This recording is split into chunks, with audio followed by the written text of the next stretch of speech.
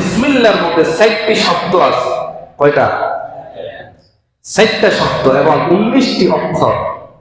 এগুলোর আলাদা আলাদা মর্যাদা আছে। আছে না নাই? 4টা শব্দ কেন আল্লাহ তাআলা দিয়েছেন?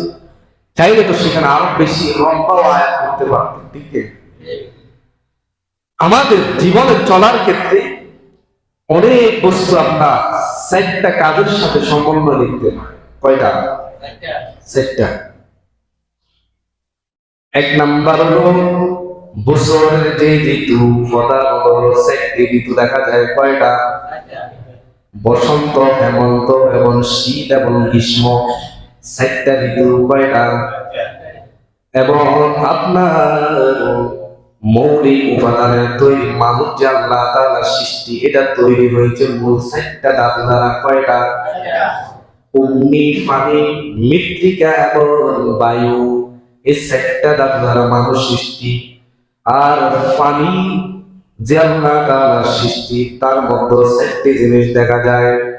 1 নাম্বার হলো অম্ল, 2 নাম্বার হলো পিত্ত, 3 নাম্বার হলো কফ, 4 নাম্বার হলো রক্ত।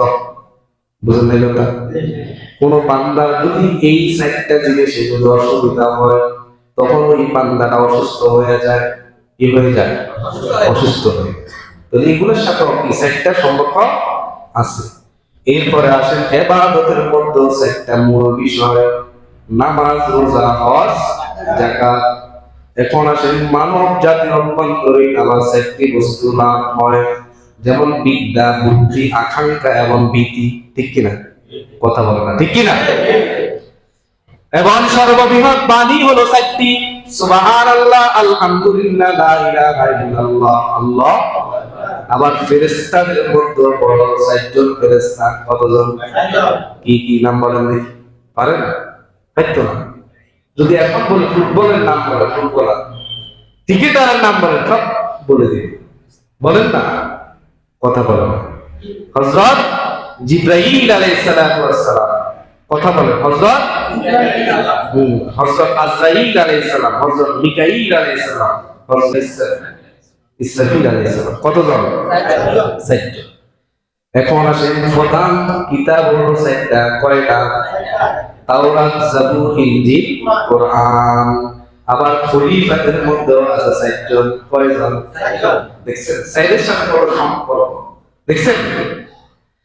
হযরত আবু বকর রাদিয়াল্লাহু তাআলা, হযরত ওমর রাদিয়াল্লাহু তাআলা, হযরত উসমান রাদিয়াল্লাহু তাআলা, হযরত আলী রাদিয়াল্লাহু তাআলা।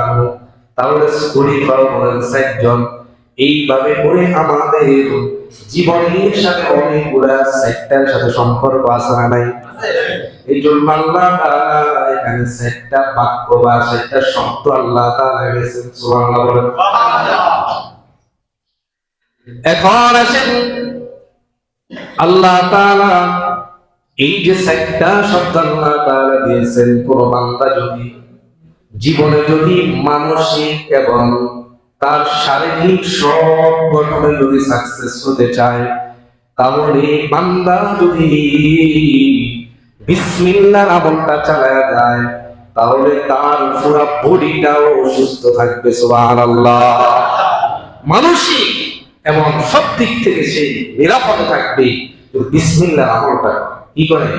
বিসমিল্লাহর আমল করবো তো ইনশাআল্লাহ।